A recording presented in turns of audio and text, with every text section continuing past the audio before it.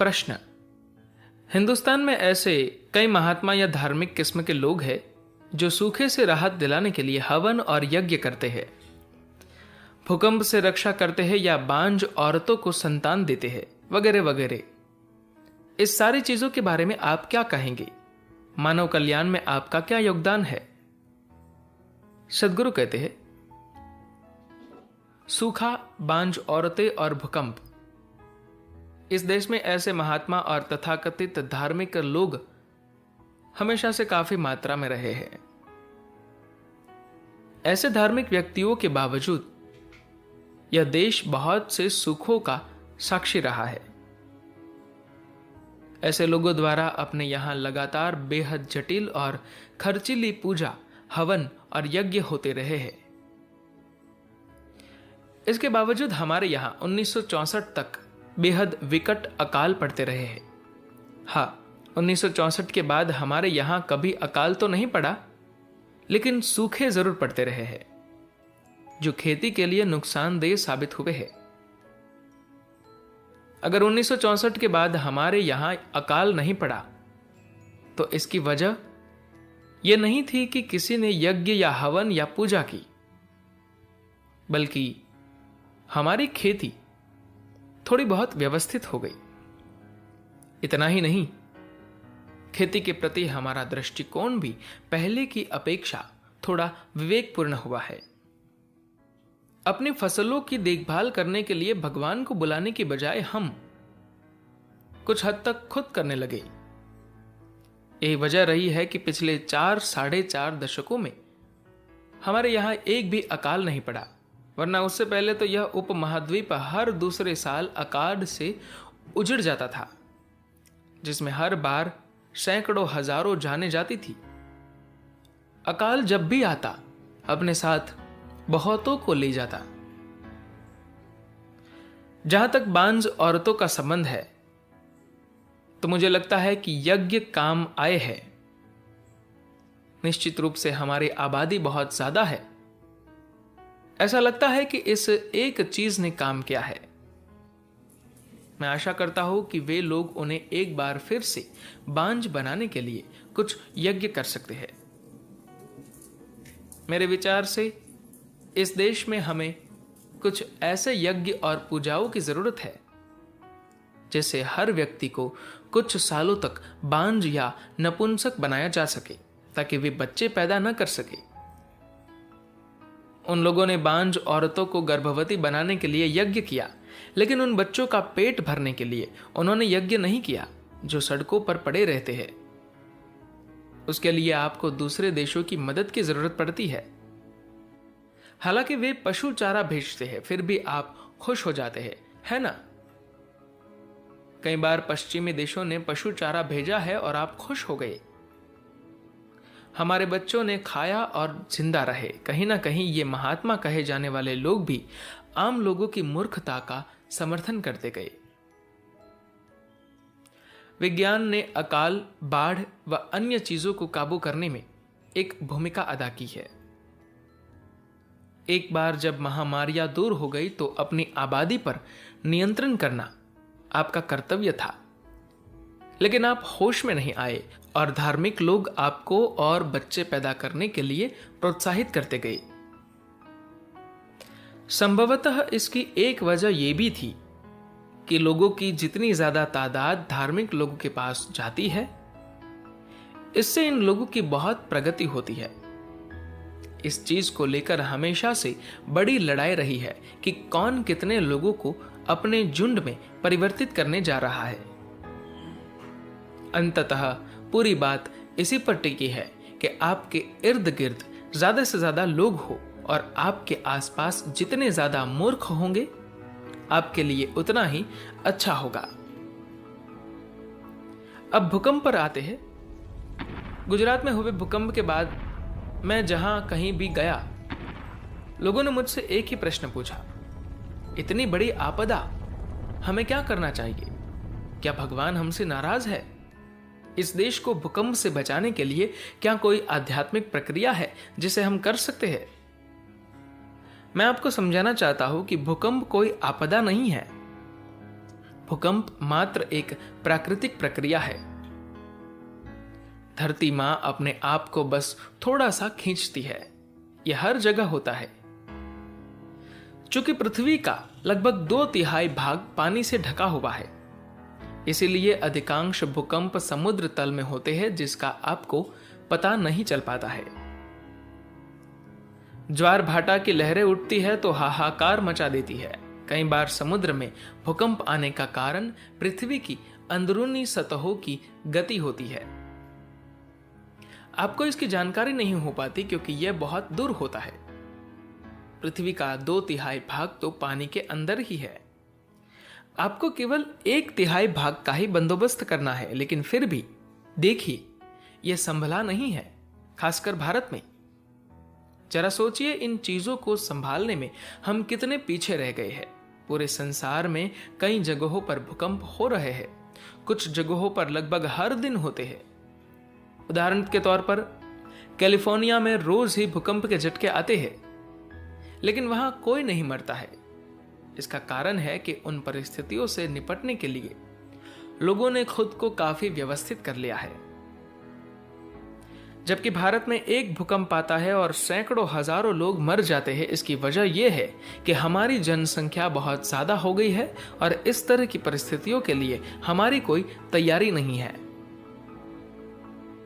जब इस तरह की कोई घटना घटती है तो लोग कीड़ों की तरह मरते हैं। मैं आपको एक उदाहरण देना चाहता हूं। लगभग 2 से 3 साल पहले मैं अमेरिका में टेनेसी में एक प्रोग्राम के लिए गया था। उस शाम भाव स्पंदन प्रोग्राम शुरू होने जा रहा था और हम लोग अपने रास्ते पर बढ़ रहे थे। उसी दिन दोपहर में नेशविल शहर में एक भारी तूफान आया। तूफान बहुत प्रचंड था, पूरे उद्वेग पर था। यह चक्रवात की तरह आया और सभी चीजें उड़ने लगी, पेड़, कारें, सब कुछ। ऐसा लगता था जैसे तूफान तकरीबन सभी चीजों को आकाश में ले जा रहा था। उसने बिल्कुल बीच शहर में प्रहार किया। शहर के केंद्र का क्षेत्र भी प्रभावित था। शहर के अंदर मात्र 10 से 15 मिनटों में 800 से ज्यादा विशाल वृक्ष जड़ से उखड़ गए। शहर के केंद्रीय क्षेत्र में लगभग हर इमारत की खिड़कियां और दरवाजे हवा में उड़ गए।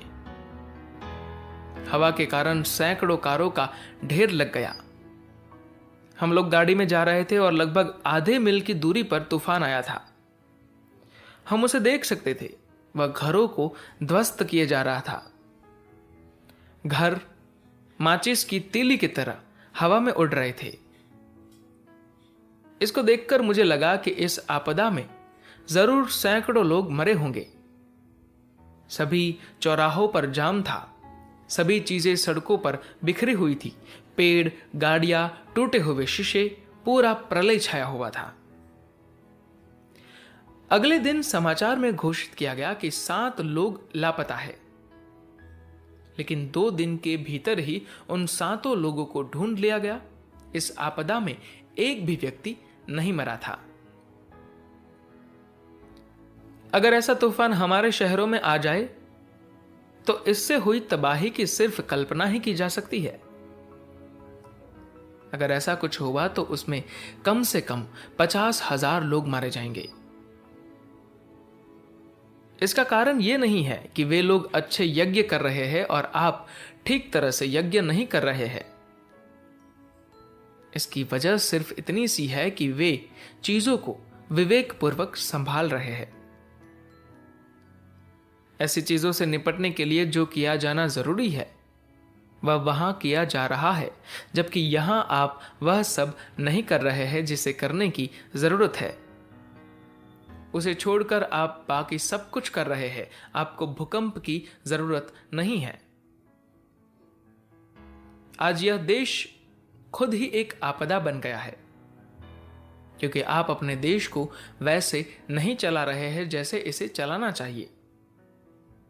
आप अभी भी यह सोच रहे हैं कि भगवान देश को चलाएंगे। आप अभी भी इस प्रतीक्षा में है कि भगवान आपके लिए हर चीज का बंदोबस्त कर देंगे। जो सारी अव्यवस्था आपने रची हुई है उसके लिए आप इस प्रतीक्षा में है कि भगवान आकर इसे साफ कर देंगे। ऐसा नहीं होने जा रहा है। ईश्वर ने सृष्टि का निर्माण करने का अनुपम कार्य किया है, आप शिकायत नहीं कर सकते हैं। कितना संपूर्ण और कितना समृद्ध है यह, आप इससे बेहतर सृष्टि की कल्पना ही नहीं कर सकते हैं। कितनी अनूठी चीज का सृजन किया गया है। अब समय आ गया है कि आप अपने जीवन को, अपने घर को, अपनी सामाजिक और राष्ट्रीय स्थितियों को अपने हाथ में ले ले और वही करे जो किया जाना चाहिए। जब तक हम इस देश को ईश्वर के हाथ से अपने हाथ में नहीं ले लेते, ये सारी घटनाएं होती रहेंगी। कोई व्यक्ति आंध्र प्रदेश में एक यज्ञ करता है ताकि भूकंप न आए। मैं आपको बता रहा हूं कि अगले 5 सालों में इसकी अधिक संभावना है कि आंध्र प्रदेश में कोई भूकंप नहीं आएगा। अब तो इसी आदमी को यह श्रेय मिलेगा, भूकंप नहीं हुआ क्योंकि मैंने यज्ञ किया था। तमिलनाडु में एक दूसरे महात्मा ने यह भविष्यवाणी की है कि 100 साल के बाद तमिलनाडु में एक भयानक बाढ़ आने वाली है। 100 सालों में तमिलनाडु में एक बाढ़ आने वाली है और यह आदमी अभी इसकी घोषणा कर रहा है। सभी लोग उसके आगे पीछे घूम रहे हैं क्योंकि उसने उसके बारे में एक बड़ी भविष्यवाणी की है जो 100 साल बाद होने वाला है। 100 साल के बाद जो होने वाला है उसकी भविष्यवाणी कोई भी कर सकता है। उसकी भविष्यवाणी करो जो 10 मिनट बाद होने वाला है, तब हम देखें क्या होता है। दरअसल 100 साल बाद होने वाली किसी घटना की भविष्यवाणी करना आसान है क्योंकि उसे देखने के लिए तब न तो आप रहेंगे और न ही वो रहेगा। और फिर 100 सालों में कहीं ना कहीं बाढ़ तो आ ही सकती है। ऐसा नहीं है कि इन हवन, यज्ञ और पूजाओं का कोई आधार नहीं था। इन सारी चीजों का कुछ न कुछ वैज्ञानिक आधार था। लोगों के लिए एक अनुकूल वातावरण बनाने के एक तरीके के रूप में इन शास्त्रीय विधानों का प्रयोग होता था, जिनका बाकायदा वैज्ञानिक आधार था। जब एक आंतरिक स्थिति की रचना करने के लिए लोगों के पास अपने खुद के तरीके नहीं थे, तब जो लोग बाहर एक अनुकूल वातावरण बनाना जानते थे, उन्होंने वैदिक काल के दौरान कुछ खास हवन और यज्ञों के साथ ऐसा किया था। धीरे धीरे ब्राह्मण संस्कृति इसे समझ की सारी सीमाओं के परे ले गई और यह एक बड़ा व्यापार बन गया, क्योंकि केवल ब्राह्मण ही इन सारे शब्दों का उच्चारण कर सकते थे और कोई व्यक्ति नहीं कर सकता था। आपने भी सुना होगा कि राम के समय में एक शूद्र का सिर्फ इसलिए वध कर दिया गया क्योंकि वह यज्ञ देखने के लिए यज्ञ स्थल तक जा पहुंचा था। वहां जो कुछ कहा और किया जा रहा था उसे सुनने के अपराध में उस आदमी की हत्या कर दी गई थी। ऐसा इसलिए होता था क्योंकि कुछ लोग इस व्यापार में अपना ही एकाधिकार बनाए रखना चाहते थे। इस लालच में उन्होंने इसे इतना पेचीदा और विस्तृत बना दिया था कि लोग सचमुच सोचने लगे कि वास्तव में इसमें कुछ है। तथाकथित चमत्कारों पर नहीं, वास्तविकता पर ध्यान दे। कुछ साल पहले किसी ने मुझे कोल्हापुर के एक डॉक्टर का किस्सा सुनाया था। मुझे बताया गया कि उस डॉक्टर की क्लिनिक अंदर से एक विशाल अस्पताल की तरह लगती है, जहां एक प्रयोगशाला में तरह तरह के जटिल ट्यूब और फ्लास्क जैसे बर्तन रहते हैं। उस प्रयोगशाला में हर वक्त बहुत से काम होते रहते हैं। हर वक्त लाल, नीले, हरे द्रव यहां वहां जाते दिखाई देंगे। किस्सा सुनाने वाले ने कहा कि अगर आप एक रोगी के रूप में उसके पास जाएंगे तो उससे मिलने से पहले आपको बहुत सारे रास्तों से होकर गुजरना होगा, जहां आपको तमाम तरह के प्रयोग होते दिखाई देंगे। ऐसे में जाहिर है, जब तक आप सलाह कक्ष तक पहुंचते हैं तब तक आप बहुत प्रभावित हो चुके होते हैं। आपको लगता है कि यहां वाकई बहुत बड़ा शोध कार्य चल रहा है। जब आप डॉक्टर के पास पहुंचते हैं तो वह आपको लिटा देता है और फिर वहां तरह तरह के बहुरंगी प्रकाश दिखने लगेंगे, आवाजें होंगी, बहुत कुछ घटित होगा। सिर्फ रोशनी वाले बल्बों द्वारा आपकी तमाम तरह की जांचें होंगी। जब यह सब हो जाएगा तो वह डॉक्टर आपको लगभग 3 मिलीमीटर व्यास वाली एक पतली सी बोतल देगा, जिसके अंदर 3 या 4 मिलीमीटर द्रव होगा, लाल रंग का द्रव या कुछ चमकीले रंग का द्रव। आपको एक दिन में इस द्रव की 2 बूंदें लेनी होंगी और हर तीसरे दिन आपको फिर से द्रव भरवाना होगा।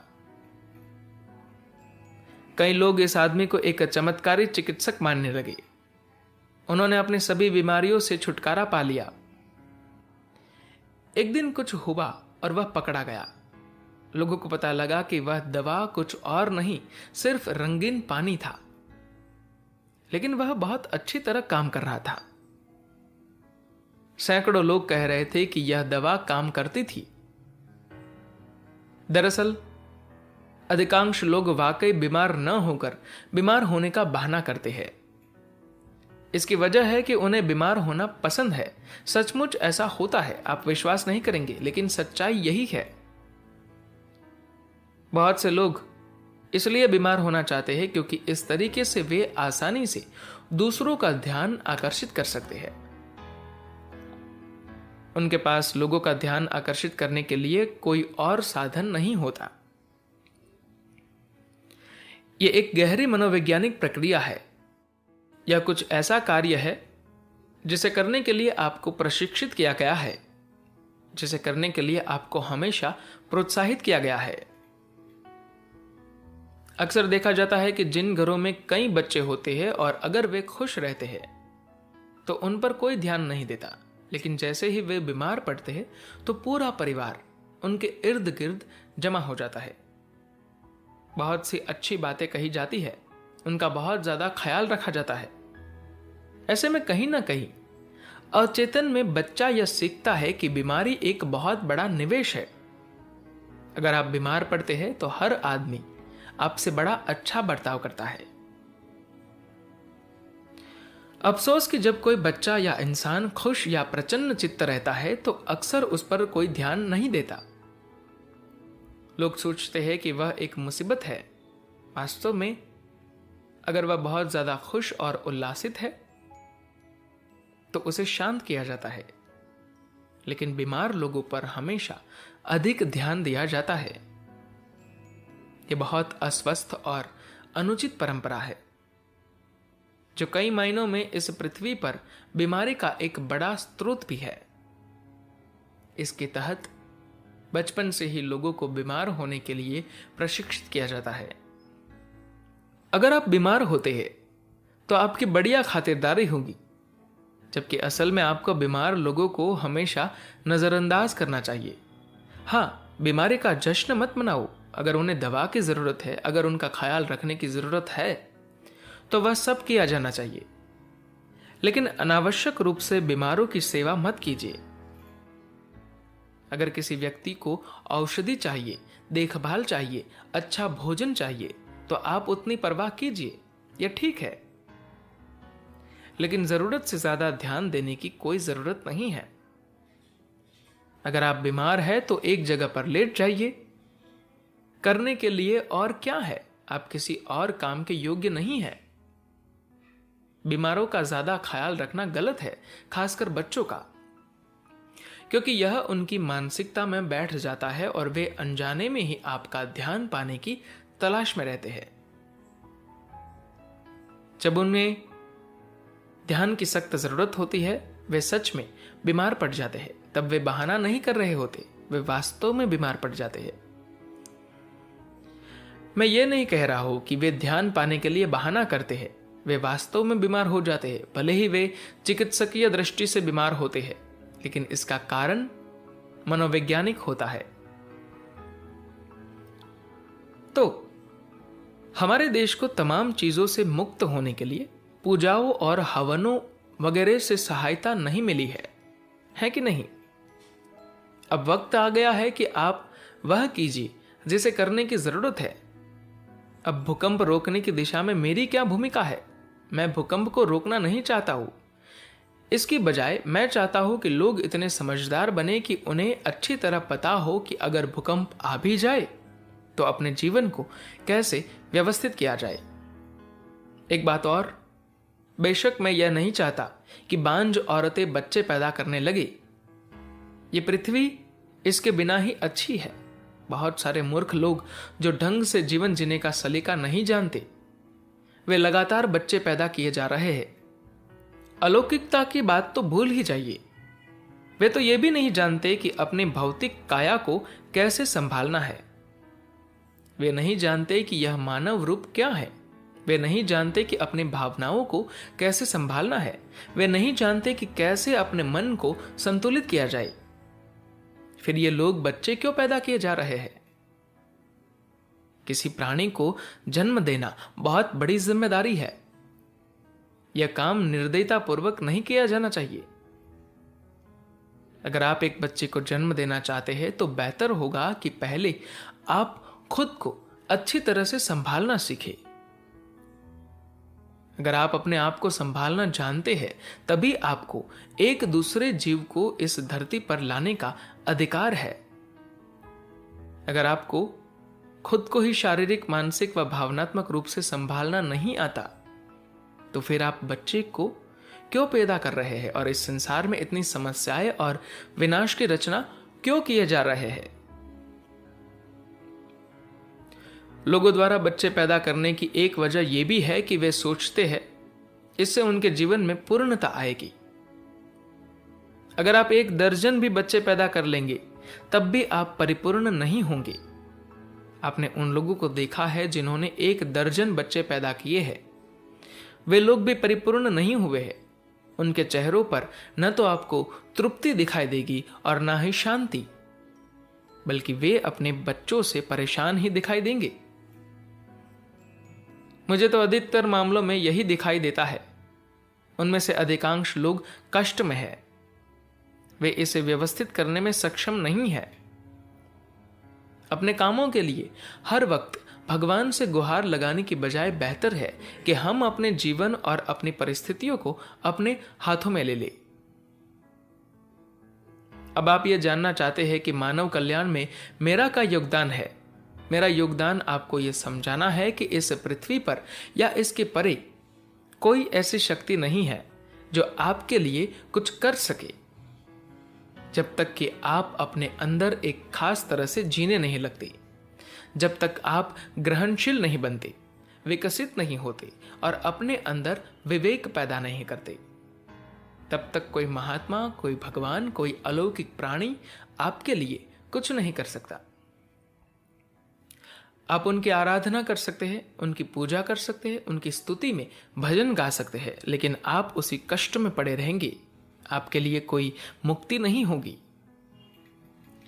जब कृष्ण, राम, गौतम, ईसा या दूसरे कई संत महात्मा इस संसार में आए जो वाकई अद्भुत और शक्तिशाली प्राणी थे, तो भी उनके इर्द गिर्द मौजूद अधिकांश लोगों ने साधारण व कष्टकारी जीवन ही जिया था। उनमें से चंद लोग ही अपनी सीमाओं से ऊपर उठ पाए, जबकि बाकी सब अपनी पीड़ाओं में ही जीते रहे। इसलिए अगर आपके हवन व यज्ञ भगवान को नीचे उतार भी लाए तो भी वास्तव में आपको इससे कोई फर्क नहीं पड़ेगा। आप तब भी मूर्ख ही बने रहेंगे। जब तक आप खुद अपने संबंध में कुछ नहीं करते, तब तक परिस्थितियां नहीं बदलेगी। मैं लोगों को यह सब बताना चाहता हूं। मैं उनके तन, मन और ऊर्जा को इस तरह से उकसाना चाहता हूं कि वे थोड़ा और जीवित हो जाए, क्योंकि बिना जीवंतता के लोग अपने जीवन के लिए जूझ नहीं पाएंगे। बिना जीवंतता के वे यूं ही पड़े रहेंगे और अपने कामों को कराने के लिए भगवान के भरोसे बैठे रहेंगे। उन्हें थोड़ा और जीवंत बनाने, उन्हें थोड़ा और विवेकपूर्ण बनाने और उनमें अपनी सीमाओं से परे जाने की संभावना को खोलने के लिए ही तो मैं यहां आया हूं। पहली चीज यह है कि खुद संभलिए और विवेक से काम लीजिए। इस शरीर, इस मन, इन भावनाओं को संभालने के लिए जो चीजें इस क्षण आपके अंदर है, उन्हें विवेकपूर्ण व्यवस्थित कीजिए। अगर आप इन चीजों को विवेकपूर्ण व्यवस्थित करना नहीं जानते, तो इनके पार जाने की बात भूल जाइए। उस स्थिति में कुछ नहीं होने वाला, यह मात्र एक भ्रम है। कोई भी ईश्वर आपके सामने आ जाए, उससे कुछ नहीं होने वाला। ईश्वर का आना तब तक कोई मायने नहीं रखता जब तक आपको यही नहीं पता कि अपने अंदर कैसे जीना है। जब तक आप यह नहीं जानते कि इसे कैसे हासिल किया जाए, तो आप वैसे ही बने रहेंगे। दरअसल भगवान के कहीं और से आने की जरूरत ही नहीं है, क्योंकि जिसे आप ईश्वर कहते हैं वह तो हमेशा से यही है, आपके भीतर, लेकिन मृत पड़ा हुआ है। उसे जीवित करने के लिए पहले आपको पूर्ण रूप से जीवित होना होगा। अगर आप अपने अंदर की दैवीयता को जीवंत करना चाहते हैं, तो सबसे पहले आपको एक मानव के रूप में पूरी तरह से जीवित होना होगा। मेरा काम तो बस आपको जीवंत बनाना है। अगर आप वाकई जीवित हो, तो आपके अंदर का दिव्य या दैवीयता भी जीवित हो जाएगी। तब भूकंप आपके लिए कोई मायने नहीं रखेंगे। आपको पता होगा कि उन्हें कैसे संभालना है। ऐसा नहीं है कि तब यह चीजें नहीं होगी, ये होंगी, इन्हें होना चाहिए। बात बस इतनी है कि आपको अपने व्यक्तिगत व सामाजिक जीवन को, अपने राष्ट्रीय मुद्दों और विश्व के मुद्दों को और ज्यादा विवेकपूर्ण ढंग से व्यवस्थित करना सीखना चाहिए। यह तभी संभव होगा जब आप अपने मन और शरीर को व्यवस्थित करने में सक्षम होंगे। वरना आप कभी जान ही नहीं पाएंगे कि कैसे इस संसार में विवेकपूर्ण व्यवस्था लाई जाए। इसलिए आपको जीवित करना और आप में यह विवेक